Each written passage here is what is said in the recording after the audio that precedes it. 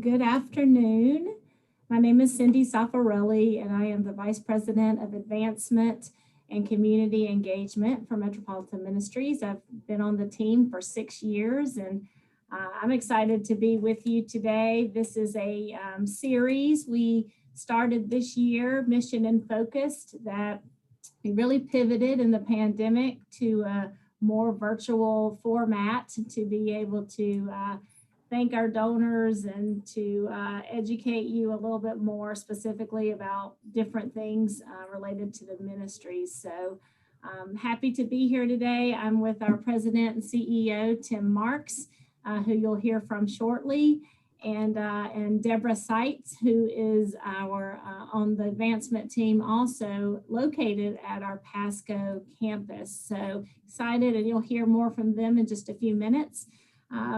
I will be taking questions at the end of the presentation. So if you have questions along the way that you just want to type into the chat, as time permits at the end, we will get to as many of those as we can in our time together. This is really an opportunity to, again, hear more of the impact that you help make possible by your support.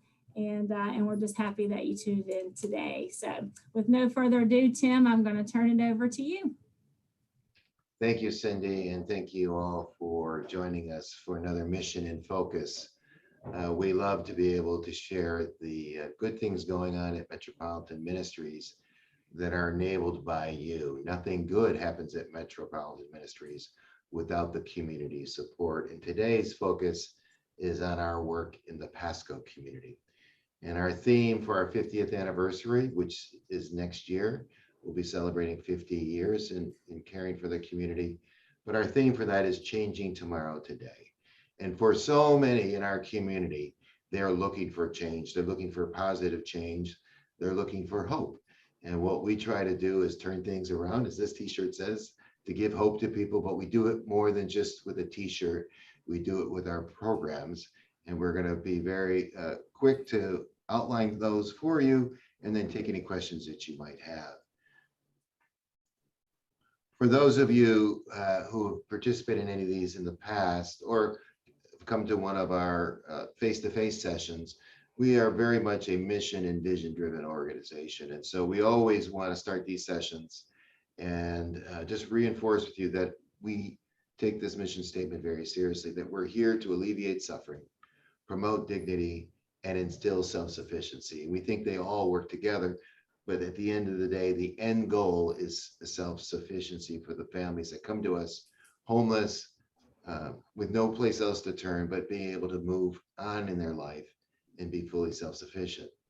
We say that we do that, as you see in the mission statement, with the 3 dots at the end, ... as an expression of the ongoing ministry of Jesus Christ. And when the editors and the authors of this mission statement put this together, they picked at the time what they felt was the best example for us to follow. And I totally agree with that, because I believe Christ loved all, I believe he served all, and he gave us all.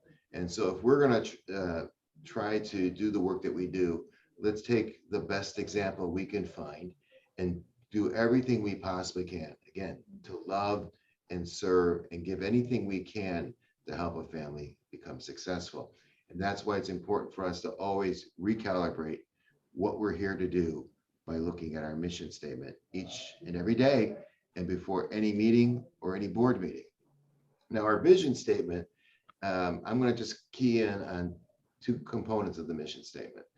The first line says, Metropolitan Ministries will be America's most effective caregiver.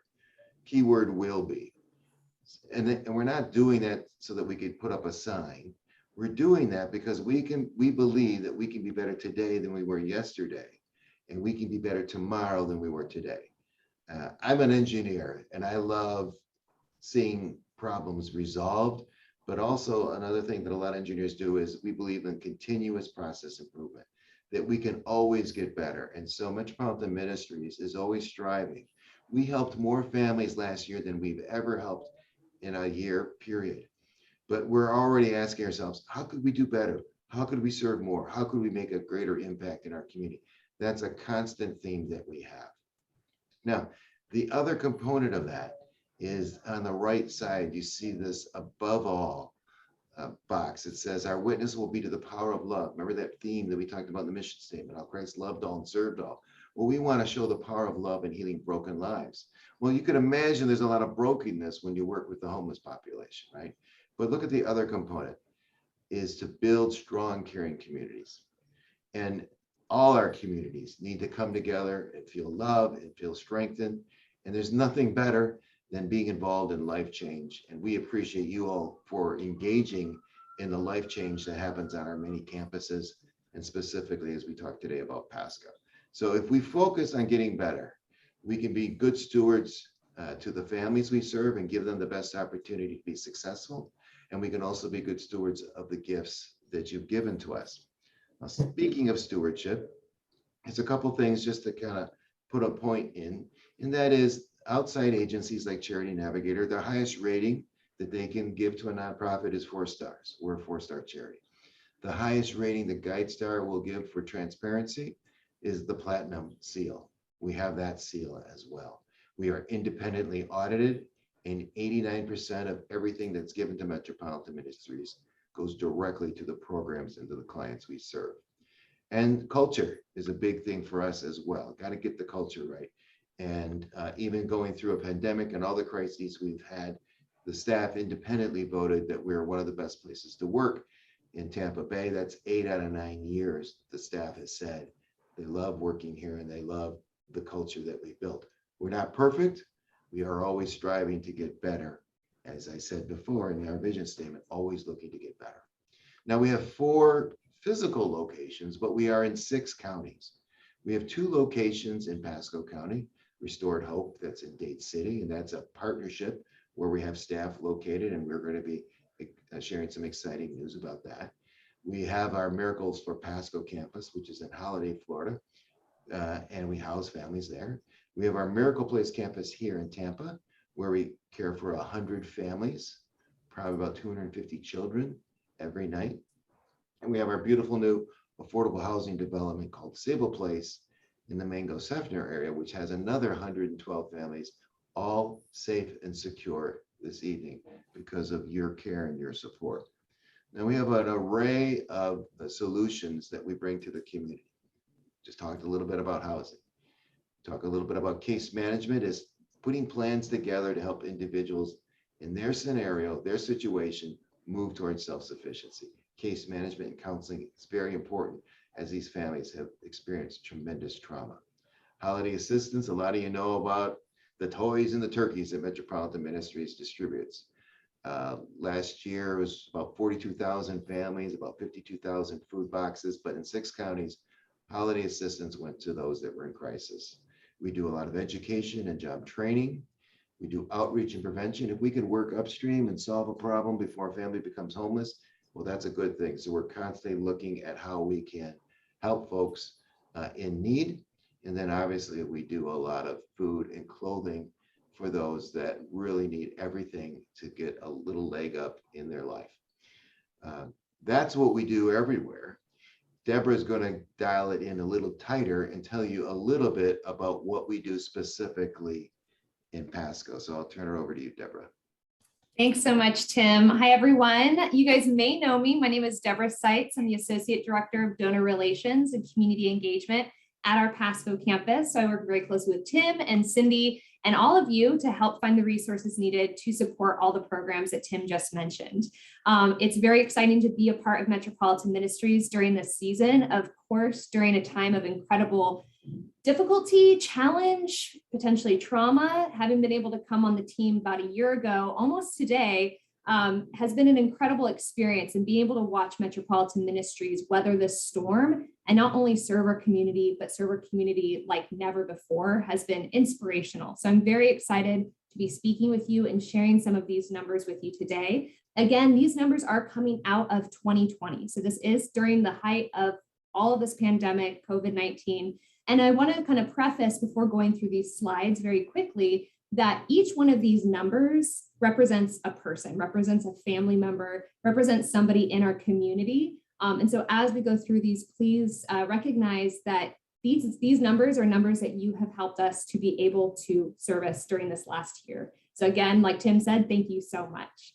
So starting off with food assistance. So this is what a lot of people know about Metropolitan Ministries is they think, oh, we help with food. And of course, that is one of our largest areas of support and service into our community. As you can see in the screen in front of you, over 389,000 food meals were served across Pasco County. This includes hot meals with our meal site partners. This includes Boxes of Hope.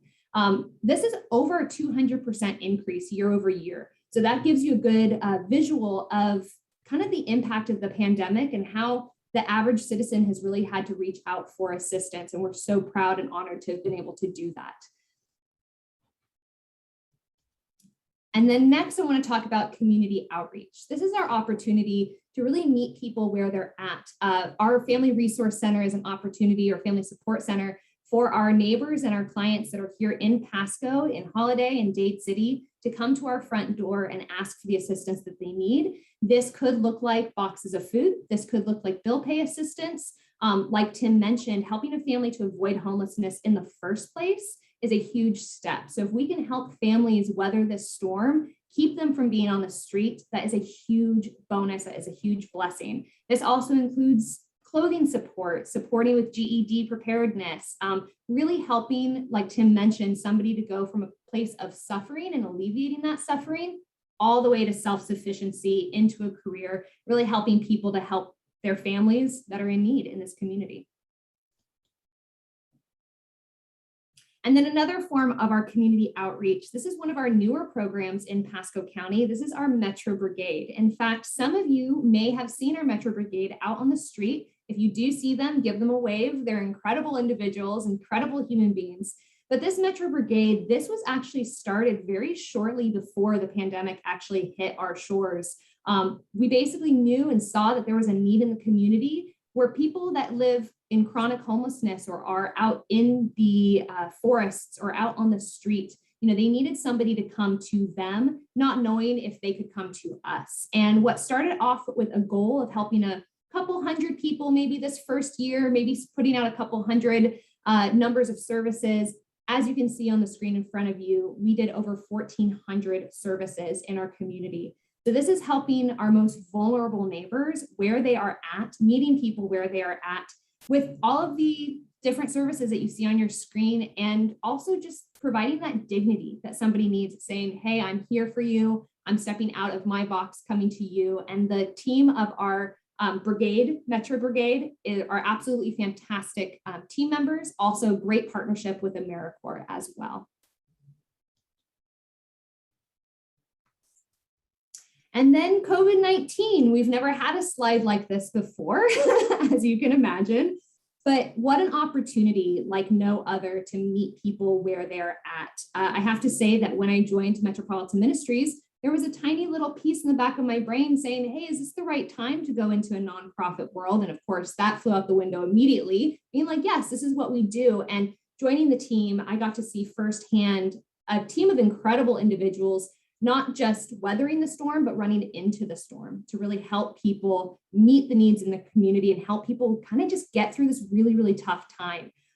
That looks like food boxes. That looks like providing food and meals into the community like never before. As you can see, nearly 10,000 food boxes went out in Pasco County alone. 13,000 fresh meals served. This is again with our meal site partners. Some of you on the call right now might be one of our meal site partners. And thank you so much for helping us to distribute all this food and for all of your love and care in our community. And then of course, this number goes up every single day, but as of 2020, we were able to help over 400 families with their rental assistance. As you can imagine, in Tampa Bay and the surrounding counties, we have a very high food service industry, very high tourism industry. And so a lot of people who are hardworking, getting out there, helping themselves, they hit a lot of roadblocks in their journey. And they came to us knowing that a lot of times they've supported us in the past. They've supported families in their own community, and it's time for them to be able to get that support as well. And we were honored to do so. And COVID-19 is still with us, and we will continue to hand out food boxes and all of that support with your support. And then of course, holiday assistance. Again, this might be where a lot of you first got connected with Metropolitan Ministries.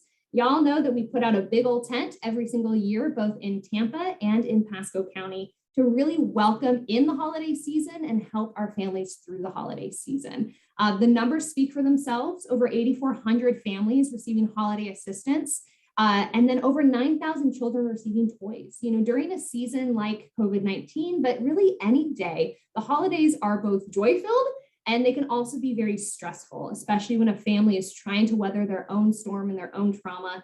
To provide a little level of happiness, contentment, joy during this holiday season, that's the least that we can do. Of course, we have a lot of you guys out for a visit during this season. We have amazing volunteers that come out every year. And of course, we couldn't do any of this without you guys. If you are interested in learning more about that, we would love to see you there. And last but not least, of course, our shelter and housing. Over 16,000 nights of safe shelter for families and children. This number is probably the most impactful for me on a personal level, just knowing that there are 16,000 less nights of fear out on the streets of potential trauma, potential hurt. Is huge. And this, of course, is part of our residence facility. We have a beautiful facility on our campus housing 24 families here in Holiday. These are families who are going through transition. They are moving from a place of potential suffering, alleviating that suffering. They get to move into our beautiful Miracles for Pasco residential hall. They stay with us for anywhere from about 3 to 6 months or however long they need to be able to get their feet back under them and then go off and do great things in their lives and in their community. And so we're honored to have them here on our facility, but this is a small example of how we're able to help our neighbors in need every single day. That's awesome, Deborah. Thank you so much for advocating for those families, that it's not just numbers, that it's individual lives and families that are in crisis. People don't come to us unless there's a real need, and we're doing our best to meet that need, again, as you emphasize, with the support of that donor community. So we don't sit still at Metropolitan Ministries. The need is getting greater. So what are we going to do about it? So a couple things are on the docket for us, and that is our Inspire Hope initiative. You know, in Pasco County specifically, and this is something we're doing in Pinellas as well as Hillsborough County. Across the county, child poverty might be in the 18 to 20%, meaning 18 to 20%, 1 out of every 5 children in Pasco County is living in poverty. But there are certain zip codes, and if you're from Pasco, you would recognize those zip codes, where child poverty is 40 to 50%. And those folks in those communities don't usually have access to technology or to information or a vehicle, but they have the same types of needs. They need food, they need clothing, they need shelter, they need someone to help show them the way. And this is, you know, as Deborah was talking about the brigade, this is like the brigade, but we're going to bring system navigators into those communities to work alongside churches and other nonprofits that are already doing the good work. So like, I know there are needs in Lakuchi, but the Boys and Girls Club and others that are up there, the Y, they know the need by name. And so we want to come alongside organizations that know the need by name and just bring our resources to come alongside. So we are going to be doing more in Pasco and in more communities than ever before. And this is our commitment, because this is one of the things that we've learned with COVID, is that there is a digital divide. There is a lack of information getting out there. We want to alleviate the suffering of folks in those communities by coming alongside other nonprofits and bringing our core competency and resources to bring hope to those communities. Obviously, the most recent news about the eviction moratorium, Supreme Court knocked down that ruling, and people are going to be getting evicted on a regular basis, and a tremendous need. And so we had been planning an expansion for our Pasco campus and our existing 24 families that live there, and we're working very hard to stabilize families. We're working with the county with rent assistance programs to keep people in their apartments or in their homes. But crises happen along the way. And so what we're going to be doing is building a new family resource center, which is a place where people could come in and receive assistance, add on 24 affordable housing units. Whether those units are used for affordable housing or for shelter, we're building them like little kitchenettes so that families can live independently. But if there's a need for a family that needs our full services and is coming into the shelter, they'll be available to stay in those units. So 24 units that are flexible for whatever the needs of the community are now and really for the next 50 years. We don't have an early childhood education center. And one thing I just want to emphasize, when you think of homelessness, you might think of the man or the woman on the street panhandling. We think of kids. There are more kids on this campus than adults. Think about that, homeless children. And we want to break the cycle of homelessness in these families. So early childhood education, getting kids ready to learn. If they can succeed in kindergarten, they've got a greater chance of being successful in life. So early childhood education is really important to us. We don't have an early childhood education center on that campus. That would be there to support the 48 families that will be living there, but also be a community resource for the working poor along US 19 or in the holiday community. That we love to build things that are community resources, not just resources for homeless families that are on our campus. So that is something that is coming. You'll be hearing more and more about that. If you want to get behind that project and learn more about it, obviously Deborah and Cindy or myself would love to talk to you, but we'll be leveraging relationships with the building community, as well as those that want to help us financially, or maybe you just want to decorate a room when a family's ready to move in. There'll be lots of ways for you to get involved and support that project. And then finally, as I mentioned, we've had resources in the Restored Hope facility in Dade City, and we are going to be formalizing a merger 1st of October. We'll be celebrating a complete merger of that wonderful work that's going on in Dade City. Will be an official Metropolitan Ministries outpost to serve that community in East Pasco. So we have East Pasco, West Pasco, all covered with brick and mortar facilities, and then our brigade and our Inspire Hope community working throughout Pasco County. So again, we are so grateful for the opportunity to speak to you today. We'll take your questions and then just let you know, here's our contact information, but I'll turn it over to Cindy to see if there's any questions. I do have just a couple of questions. Y'all will love this one. They said, you mentioned volunteering at the holidays, but are there other opportunities to volunteer in Pasco? Deborah, you take that one.